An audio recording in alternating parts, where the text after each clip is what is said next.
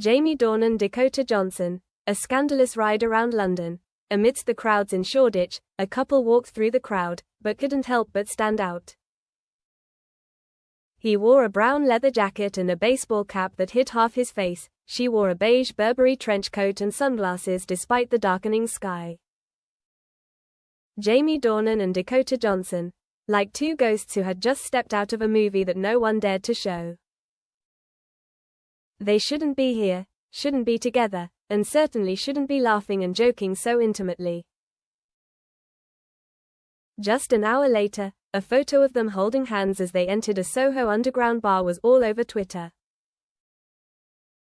The hashtag Jamie Dakota exploded. Headlines like, Jamie Dornan, still not divorced but taking Dakota around London.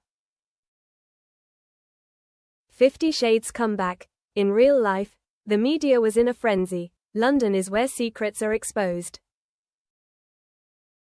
Jamie took a sip of his drink, glancing at Dakota, who was smiling at the bartender as if she were made to make men lose their minds.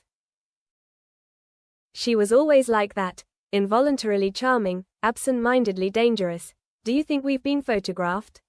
Jamie asked quietly. Dakota didn't need to think.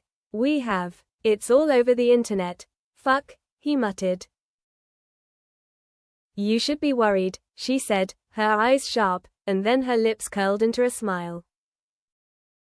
But never mind, we're here, Jamie. Let's go big for once. Jamie leaned back in his chair, laughing dejectedly.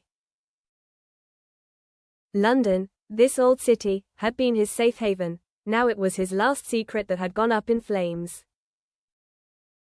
A midnight walk and a dangerous whisper. They left the bar just before midnight, walking across the South Bank Bridge. The city was ablaze with yellow lights, but it couldn't hide the story that was exploding on social media. Has Amelia texted you yet? Dakota asked, hands in his pockets, voice calm. Jamie shook his head. No, but I'm sure I'll get an email from my lawyer soon. Dakota paused, staring at him. Why did you call me, Jamie? Why did you ask me to come to London? You knew this was going to blow up. Jamie fell silent. The cold wind blew, making his cuffs flap. Because I'm tired, he said finally. Tired of living like a proper wax figure. I want someone to know who Jamie really is. Not the stereotypical father of three. Not Christian Grey. Me. Dakota didn't respond immediately. She sighed. So you chose the most paparazzi-filled city in Europe to find yourself. Unanswered messages. When Jamie got back to the hotel, his phone had 43 missed calls. 12 from his manager, 5 from his wife, and 1 from Netflix. Please confirm that you're not ruining the image of the tourist 2 feet. The PR department is panicking. Jamie sighed, sitting on the edge of the bed, staring at Dakota's back as she stood in front of the window, the street lights casting a noir-like glow on her face. We can stop here, she said without turning around. I'll book an early flight. This will all be a passing scandal. Jamie stood up, walked over, and put his hand on her shoulder. Dakota. I don't want to run anymore. Gossip or truth? The next morning, the newspapers reported, Jamie Dornan officially suspended by his manager. Dakota Johnson criticized as a home wrecker. Image of the couple leaving the Mayfair Hotel goes viral. The online community was divided into 2 factions. One side condemned, criticized, and even dug up old interviews to look for signs of infidelity. The other side cheered, claiming that they had undeniable chemistry. The hotel room was ablaze with camera flashes.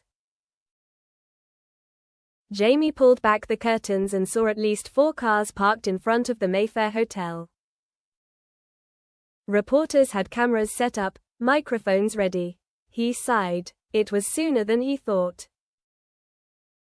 Dakota sat on the edge of the bed, holding his phone, scrolling through an article with the headline, Jamie Dornan's wife furious after husband goes public with Dakota Johnson in London. She's in London, Dakota said without asking. Jamie nodded. I know, she said, don't come home. The air in the room seemed thick. I'm not the cause of this, Dakota said, cold but not evasive. I don't want to be that other woman. Jamie looked at her, his eyes sunken. You're not. This started to fall apart a long time ago. You're just the fire that ignited the truth. Dinner stalked. That night, despite all the warnings from their managers and lawyers, Jamie and Dakota left the hotel and appeared in public at a fancy restaurant in Covent Garden. The media went crazy. The photo of them clinking glasses of red wine was taken from a distance but was still clear in every detail. Dakota wore a black off-the-shoulder dress and bright red lipstick. Jamie wore a white shirt, the sleeves rolled up slightly, a Rolex peeking out from the cuff. They both looked like they had just stepped out of an advertisement, just an advertisement for a scandal. Outside, the criticism was hurled like rocks. Jamie cheated on his wife just months after praising their exemplary marriage. Dakota, from star daughter to family wrecker, but inside, both were silent. There was only the sound of glasses clinking, and the stares that refused to let go.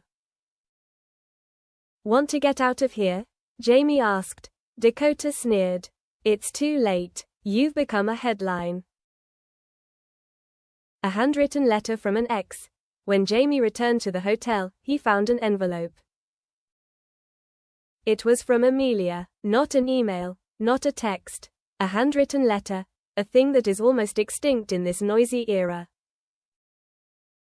Jamie, I loved a gentle man, a simple man, who liked to listen to vinyl and eat burnt toast.